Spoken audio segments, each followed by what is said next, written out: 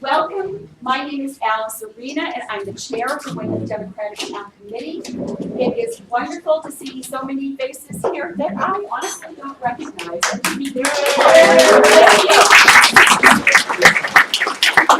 And so whether you're from Plymouth or you're from the district or outside of the district, I really hope you enjoy the information that you're going to hear tonight about the State Democratic Party platform as it is today. And we know that it is a living organism and it gets changed from time to time and lots of things get added. Not so much removed, mostly added. I hope you really enjoy this, and I'm very glad to see all of these people. I do recognize a few people from different towns. We have Peter Pescatori from Cohasset, and we have Bob Copper, the chair of Pembroke, here tonight. And if you are a chair from another town or whatever, if you want to raise your hand, I'd be glad to introduce you. It's just it's very confusing tonight. I forgot Doug Henry. Oh my God, he's going to tell me. Doug Henry is the chair of the Hull Democratic Town Committee, and I knew Doug was here. It's just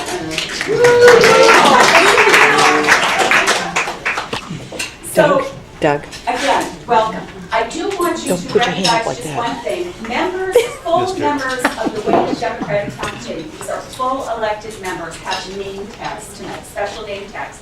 The reason we did that was so that after the talk, if you have any questions about the town committee, they can answer your question. And also, we also have on the table index cards. So there are some plain white index cards and there are pencils. So if you have a question that you think of as this goes on, which you would like to have answered, or if you have a question already and you want to write it down, please do so, and then you can either pass the card to them and you'll collect them, or you can just hold the card up and someone can grab it from you and collect it. So what we will do after Chris and John are done with the presentation is we will go through and we will ask some of those questions. One thing I would like you to do is if you do have a question, you absolutely want it answered, put your email address on it. Because if we don't get to it, we would like to answer your questions through email if that is an issue, okay?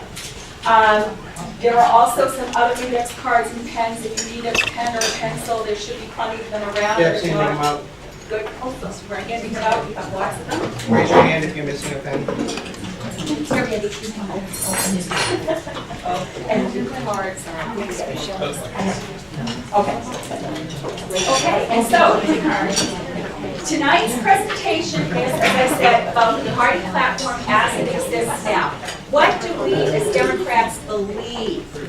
This tells us how we are to behave. These are our values. And so I would like to introduce Chris Matthews. Chris is a state committee member. He is also works for Congressman Keating. And John Bowes, who is also a state committee member. And so let's start. We also have our other state committee person, Linda. Yay!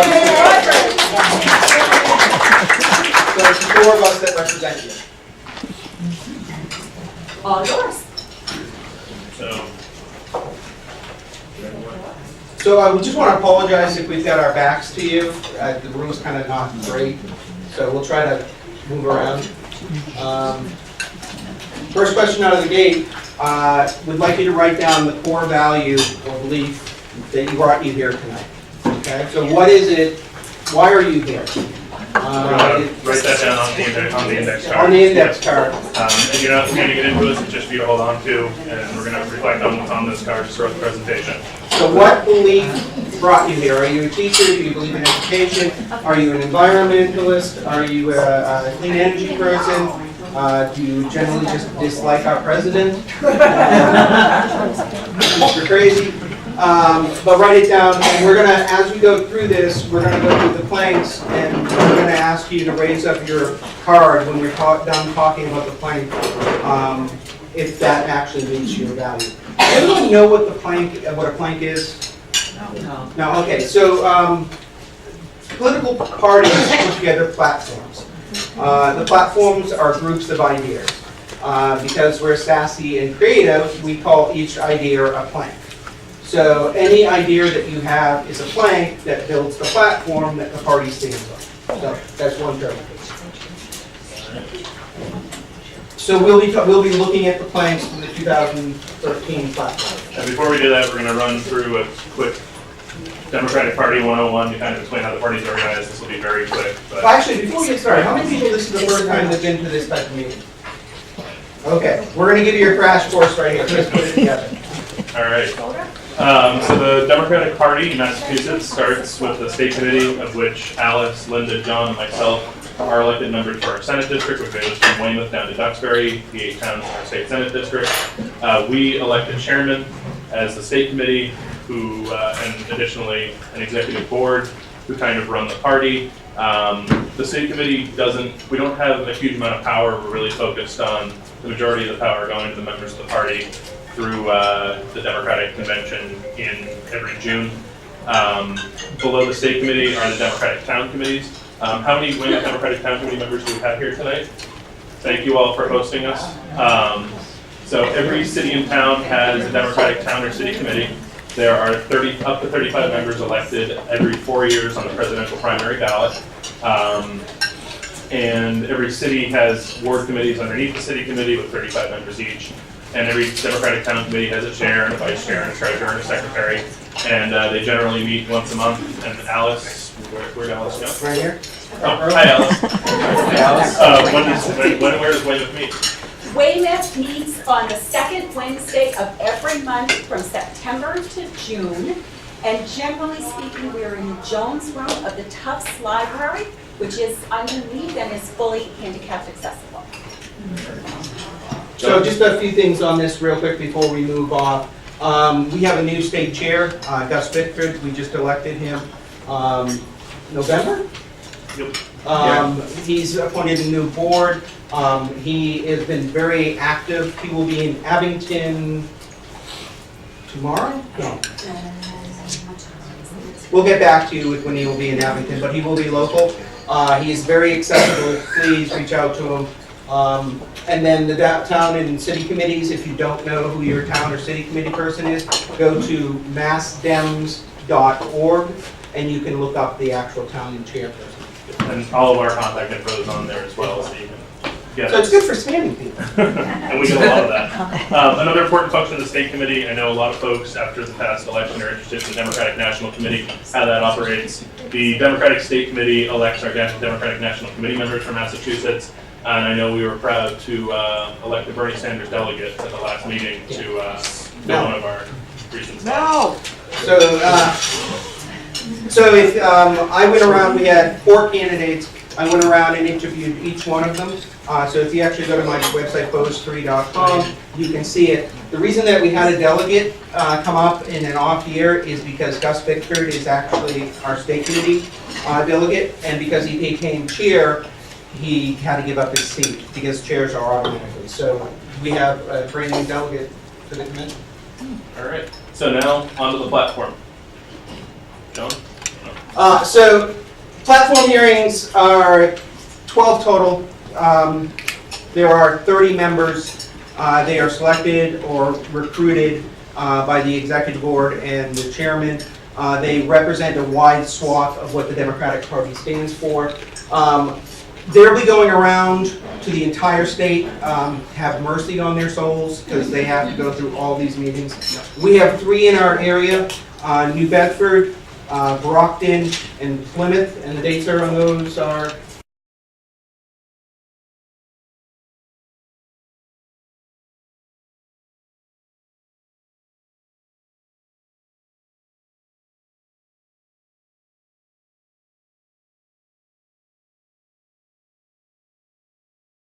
basically, they go around to take testimony from all of you. So you attend a actual meeting, you get up, you get 3 minutes on the mic. 3 minutes on the microphone. Just a tip, if you want to present an idea, you're gonna see what we have already. And if you got an idea, please present it. You wanna be short. Remember, they are going to 12 meetings. These meetings are painful to just sit through. Just write a sentence that sums up your thought. And then a long form, paragraph, whatever, and basically say, here's what I want to do, here's my sentence, and then say, I would like you to consider it. I have written testimony that you can see more detail. Just because we've seen a few of these, don't ramble. If you ramble, I guarantee you, your plank will not be.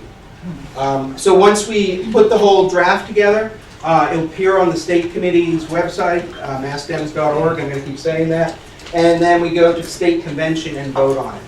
How many people are delegates to convention? Okay, great. You will be voting on whatever masterpiece we put together out of this process. Okay? So just want to, once again, if you decide to attend, and I do hope you decide to attend, you want to be concise, one sentence with a written statement afterwards. Rob, we're not going to take questions till the end. All right. Just so we can get through it. Also, in addition to this, I am hosting coffee hours. So in every town in our district, there's a piece of paper that Doug handed out for me, thank you Doug, that lists the days and the times.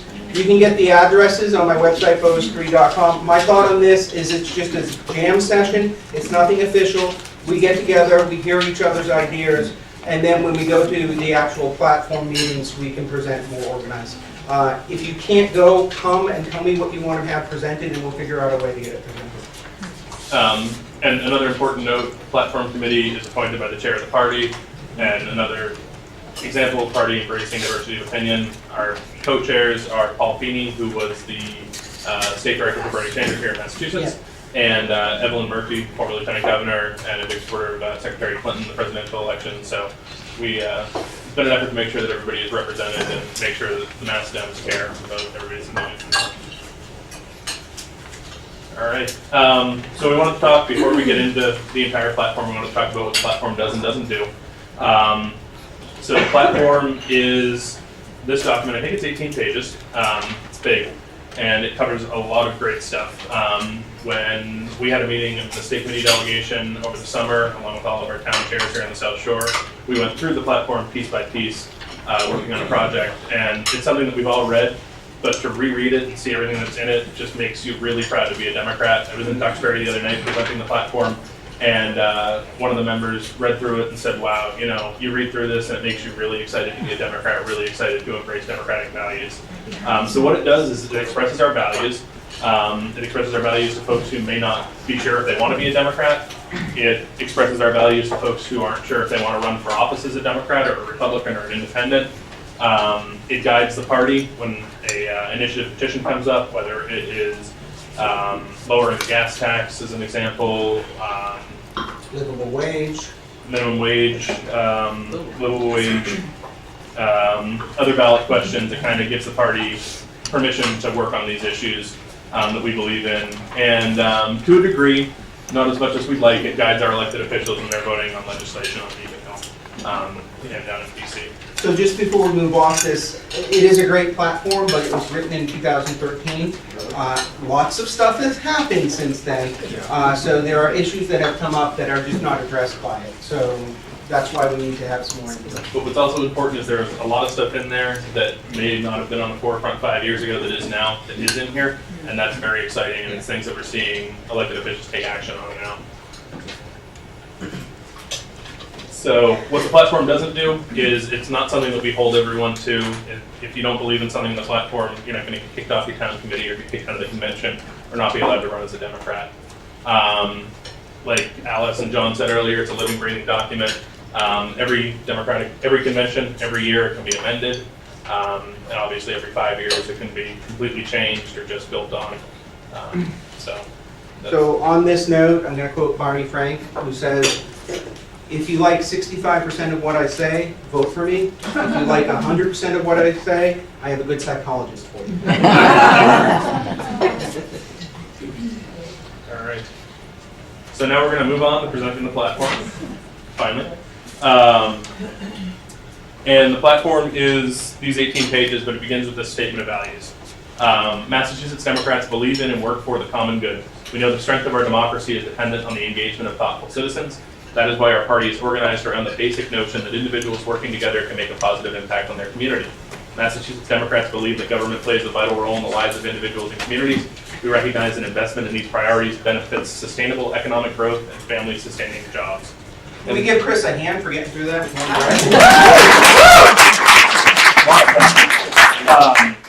So this is the statement of values at the beginning of the platform, which is followed by an 18-point preamble. So instead of covering all 18 pages, we're just going to cover those bullet points. And what John and I have prepared is we're going to toss it back and forth, but we're going to go through each slide, which contains one bullet point. Not a lot of stuff to look at the slideshow for everyone behind me that can't see it. And we're going to provide an example to the best we can of how the Democratic Party has kind of worked towards that goal over the past 5 years. Or even prior to that, or now. So, and at the end of each bullet point, we're going to ask folks who, everybody written down on their index card while they're here, what value No, it's a sheet, you should have it written down. at the end of each slide, we're going to ask folks to raise their hand, and we want to see if this part of the platform applies to why you're here tonight. So I think what we're going to find is much like we did last summer when we sat down to review the platform, that a lot of what we believe in is already in here, and maybe stuff needs to be built on and expanded a little bit, which the other 18 pages do. But I think you'll find that a lot of things you believe in are in our platform. And if anybody at the end of the presentation has something that isn't in the platform, please, please, please come on April 29th or May 6th so we can present it and get it on the platform. It's important that all of our voices are represented here. And I get the first one. We want healthcare to be accessible, human right. Healthcare is a right, not a privilege. Massachusetts has led the country in this effort. It's not perfect. We need to tweak it, but I think everyone saw that the Trump care went down in flames. And I want to be clear on why that happened. It's because of you guys and everyone like you who called their representatives and said, no way, Jose. So healthcare is good. I mean, I'm a single payer guy, but we got to figure out how to get there. This is one of our planks that I think Massachusetts led on and is still leading. So I'm excited to see where we go from here. All right, so who had healthcare on their index cards? There we go. All right, popular one.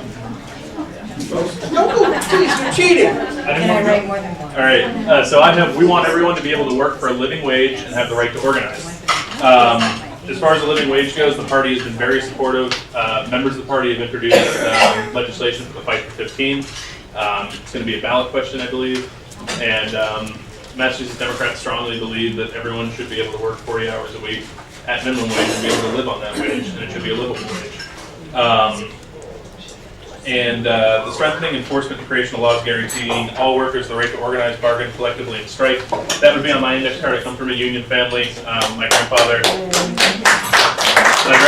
able to raise his family because when he was being mistreated at a state hospital that he was working at, he went to the AFL-CIO and found out how to start a union, and started a union, and ended up at the end of his career, he was the executive director of the State Federation of Municipal, County, State Employees, and called the first statewide strike. Very proud of that. But that's why I'm here, and the Mass Dems are strong supporters of labor. So it's a huge issue. Oh, sorry. No, you're cheating. I am cheating. Who's got this on their list? So either livable wage or right to organize. No, that's good, good. We want high quality education to be accessible to every person. I have dyslexia, and the only reason I got through high school is because of my teacher in first grade. She diagnosed me, and I have the distinct pleasure of introducing her to the President of the United States at one of our first organizing meetings for Deval Packard. She is a huge liberal, and I look up to her, and her daughter is in our town committee. Education is the key, the gateway out of poverty. It is incredibly important. It isn't just about high school through college, it's also about continuing education. And if you aren't paying attention, you probably don't realize, but I assume that everyone in this room does, the Republicans have a war on education right now. They're trying to privatize it, they're trying to make it so it's inaccessible. Student loans has to be put into this. There's all sorts of things we need to expand.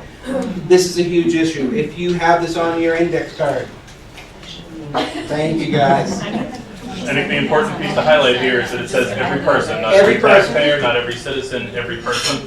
And I think a good example of that is the fight for in-state tuition for undocumented immigrants, children of undocumented immigrants and dreamers. That's something we believe in as a party, and we practice what we preach.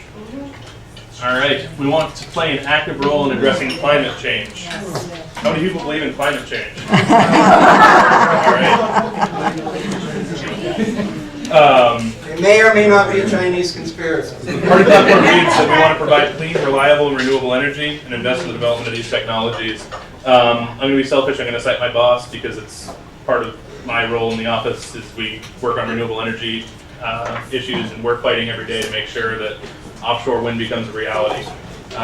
Working with the Democratic state rep delegation down in New Bedford to make sure that New Bedford becomes a hub for renewable energy, and we're leading the charge, and it was a charge that was begun by Governor Patrick.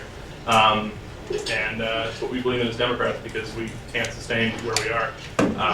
Some of Chris didn't mention it, and his boss, Bill Keating, our congressman, huge fighter for flood insurance. Yes. Which if you live in our communities, we have problems. He is one of, him and Congressman Lynch, the congressman for this district, were leading the charge on the federal level to protect our flood insurance, which is part of this climate change problem. Absolutely. All right. Anybody have climate change on their cards? All right. We want everyone to have a clean and healthy environment, including open space. We kind of live in a weird world in Massachusetts where we actually fight really hard for our open space. If you try to build something in any one of our communities, there's going to be hearings and people will show up to talk about it. My college roommate started building stuff. He's an architect, and he was building stuff in the Midwest. And he was used to being here where you'd have a meeting and 30, 40 people would show up and want to know how it's going to. Midwest, nobody cared. They just kept building and building and building. I think Massachusetts leads in clean environments and open space. I think it's a huge deal for us. I think one of the biggest things that worries me about this president is him breaking apart our national park system. Once that's gone, it's gone. It's not coming back. The pristine land in Alaska, out west here, this is huge. For me, it's important to have open space because once it's gone, you can't get it back. Raise your hand if you got open space or the environment. Of course, see, that's the thing about this platform is sometimes they combine issues that you're like, well, that really doesn't go together. All right, so we want to promote clean energy technologies, conservation, and efficiency. And we're lucky to be in Weymouth tonight because to cite Democrats that have been working on this isn't hard. I think everyone is aware of the compressor station issue. Alex, can you just come up here?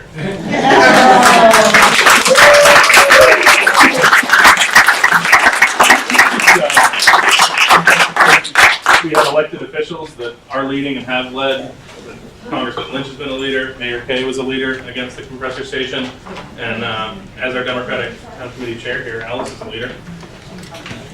So I'm also the lead of the Fore River Residents Against the Compressor Station, and I would like to thank Mayor Kay, because Mayor Kay was the one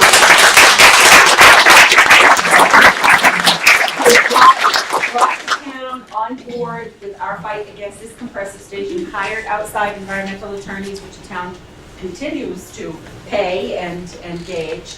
And I believe if it weren't for our local politicians, Rebecca Haw, District 1 Councilor, and then Jamie Murphy, and all of the reps in the area, Ron Mariano, Senator Keenan, now Senator O'Connor, Joe Moschino, all of them have been opposed to this compressor station.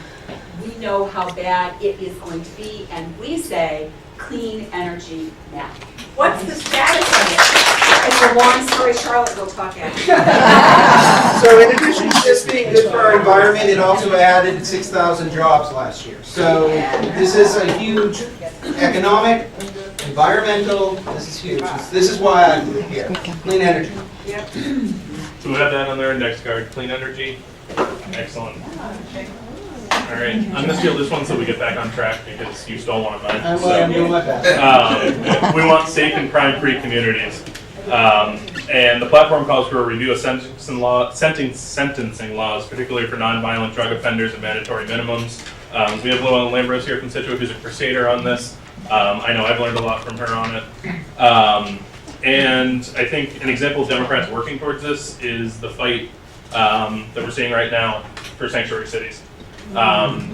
Safe and crime-free communities doesn't mean deporting people that may not have come here the way the law requires. It means making sure no one's afraid to come forward to report a crime. I know in Hull, where's Doug? Doug is, In Hull, we're but gonna I'm be- working on that Oh, out. there we go. What's the date of the town meeting? What's that? The date of the town meeting? Oh, May 1st. So on May At 1st, 7 p.m. Is anybody here from Hull?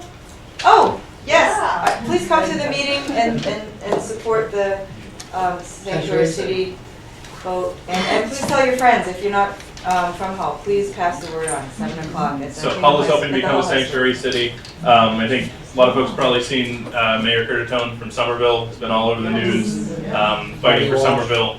Marty Walsh. And on the other side of the coin, folks are probably familiar with Sheriff Hodgson from Bristol County, who, when he's not on TMZ talking about Aaron Hernandez being in this prison, he's down in Congress talking about how awful sanctuary cities are. So we stand up for sanctuary cities as Democrats. Members of our whole Democratic Town Committee are actively working towards it right now. And it's something that we should all try to embrace as Democrats. and the sentencing thing is huge. If you're not familiar with it, please touch base. It can really mess up somebody's life who makes a mistake as a teenager or young adult. For the rest of their life, they're being followed by it. So it is a big issue. All right. Anybody have safe and crime-free communities?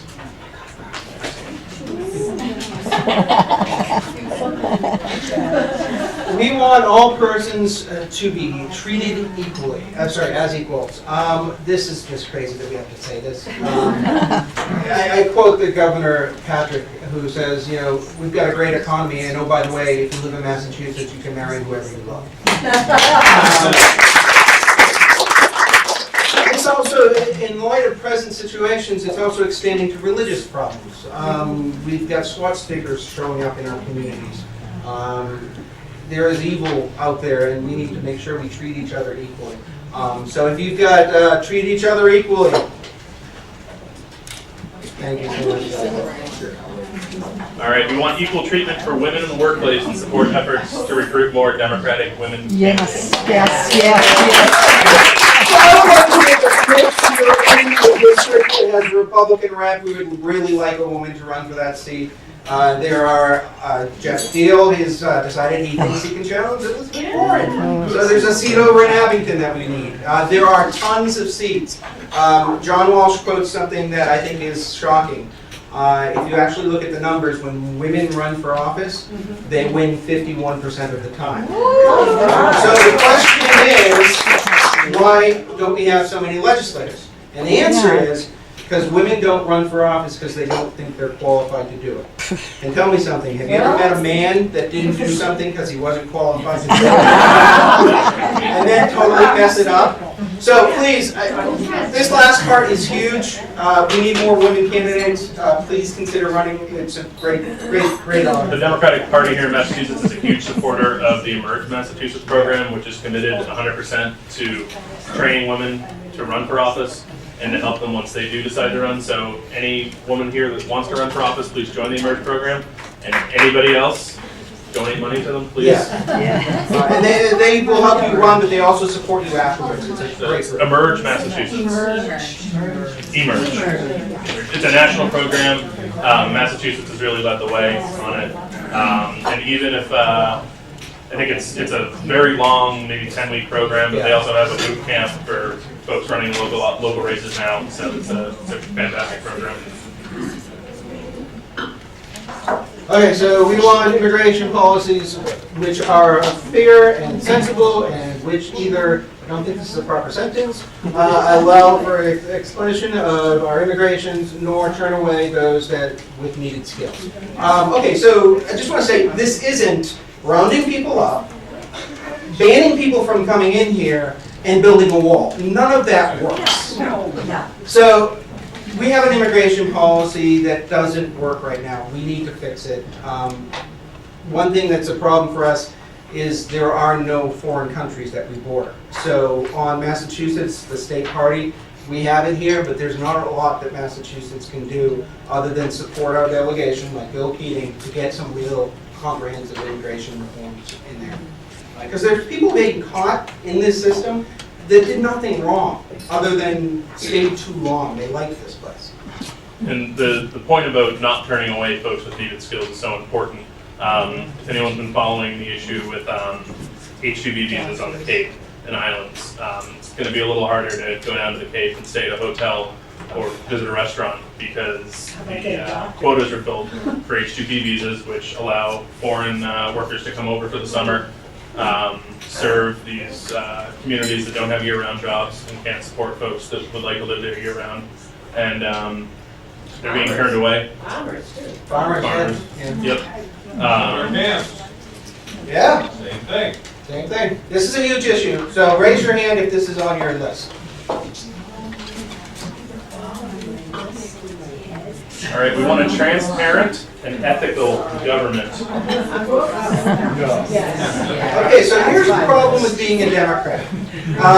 You are the ambassador for the government, because the other side just kicks the living daylights out of it. You ask any Republican a question, there are two standard answers. Less government and no more, and cut taxes. And then they'll ask you what the question was that you asked them. So for us, this is huge. We need to make sure that it's fair, it works, and it's transparent.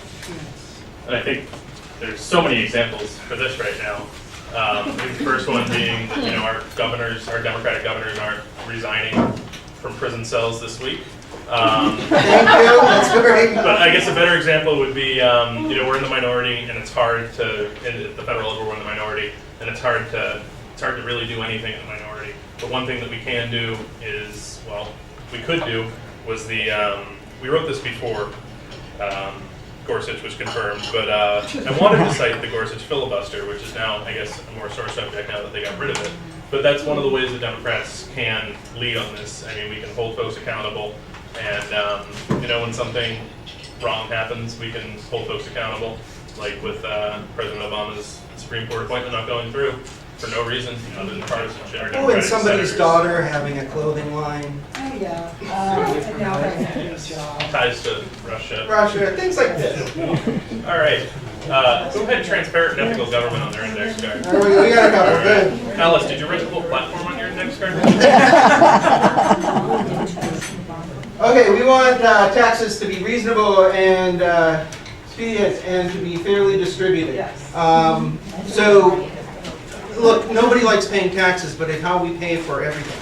I'm going to quote Joe Biden, don't tell me what you believe in, show me your budget. When we raise money, it pays for our schools, pays for our roads, pays for our police, keeps people safe. But we got to be fair about it. Right now, the middle and lower income in this state and in this country are taking most of the burden of the taxes.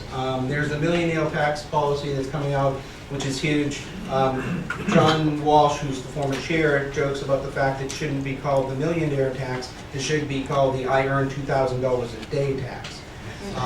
So if you earn $2,000 a day, and believe me, there are plenty of those people in this community. It's great that they're making money. It's great that they're contributing, but we need some of that money back. Where we're just raising your taxes a little bit. How many people had having taxes reasonable and expenditures fairly distributed? All right. Excellent. All right, we want roads, bridges, and public transportation to be safe and reliable. This ties into the last slide. It ties into taxes and fairly distributing expenditures. Safe and reliable. Reliable. I think John can probably talk about that as someone who takes the commuter rail every day. Yeah, I take the Greenbush line in, and there are trains on that line that are older than Chris. So we got to invest in infrastructure. When the outages happened, yeah, it was a pain in the neck, but we were also losing money. Because if you look at those trains, you have professionals from every walk of life on those trains, and when they can't get that way, guess what they do? They hop on the road, which screws everyone else up. So we are not investing in our infrastructure. So this is a huge thing that we need to push. Governor Patrick started it, and then the present governor has decided we don't need it anymore. and it's a priority for President Trump, so hopefully, Right after he stops bombing things. yeah, hopefully after he stops destroying other countries' infrastructure, he can take a moment to focus on this. So who had and infrastructure? together on. Come on, people, vote on infrastructure. You get more Anything than else? You didn't. She missed one. She missed one. All right, we want affordable, high-quality housing to be available to all who need it. So I work for DTA, which is welfare, food stamps, and we have an invisible population in our Senate district. We don't realize how many people are actually receiving assistance because we have stigmatism attached with it, and it's a huge problem. One of the big things is people do not have places to live, which is just, for me, mind-blowing. In our state, in our country, that's unbelievable. They live in their cars, they go hotel room to hotel room, they couch surf. But yet they have jobs, and they work full-time. And they're working 40 to 80 hours a week and getting paid minimum wage, and they can't afford the rent. They can't afford. The thing that absolutely blows my mind is the part that they can't afford is the down payment. So they can't get the down payment to start the actual. So I think this is huge. This was on my list. Has anyone got this on their list? It's on the list. See, you're back on this? Back on. Uh-oh, we broke it. All right, we want strong national defense, security at home and abroad, and pledge to support veterans and all who have put themselves in harm's way on our behalf.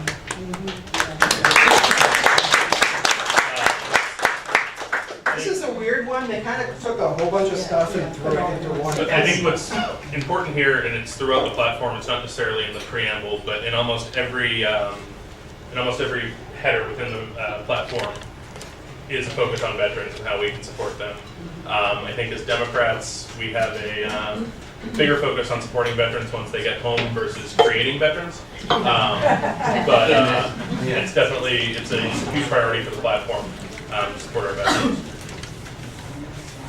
All right, anybody have national defense, security at home and abroad, pledge to support veterans? All right. Still not working? Still not working? Uh-oh. All right, we want strong diplomacy and support nonviolent conflict resolution as a first resort in our domestic and foreign relations. And we call for a reduced military budget that allows for investment in human needs. Huh. We're kind of, our president's going the opposite direction. So here's the problem with our state platform. We're a state. We don't actually control national policy. But a lot of times people put things in like this so that we can actually talk about it and give the power to our congressmen and senators. So this is a good statement. I think it's a great statement. But if you put something like this into the platform, it probably won't make it because it's not a state issue. The thing we have to remember is that it's state. But this one made it because we were dealing with 2 wars and now we've got 3. Oh, nice.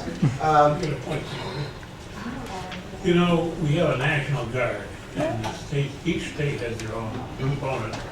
And those National Guard troops are supposed to be kept in this country. But I've noticed that they've deployed them all over the place, and they're being injured and hurt. So I think in line with this resolution, we should work for some sort of a law which prohibits the federal government from using National Guard people overseas. I think that would be a great plank. If you write that up, I think that's something we should consider. But before we move on, I think you're 100% right. And the governor has the power to do that. So I think it's a great point. Anyone have this one? There we go. 17. All right, we want voter equality and access to government for all. In case you didn't hear, there were a couple extra million people that voted illegally.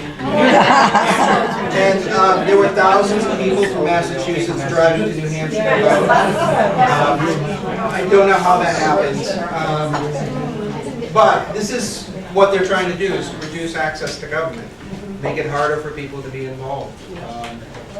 Take away your voting rights. 3 words, Voter Rights Act, right? Yeah, They let it expire. they let it expire. And now we have President Trump. How many folks had voter equality and access to government? Excellent. Okay, 18, the grand finale. We respect and embrace the values of people across the spectrum of beliefs.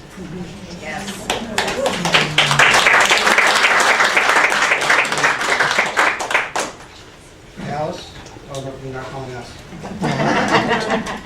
Deb. Deb. So this is huge. Everyone, I don't know if anyone went to the open mosque ceremonies. Those were great. I did. We have a very diverse, like Marshfield, for example, the town I'm from. We like to joke we are very diverse. We have Irish Catholics and Protestant Catholics. I'm sorry, Irish. But there is a growing diversity in our community, and there is a certain amount of hate that we have to be cognizant of, and we need to be welcoming to everyone. So if you had this or something similar,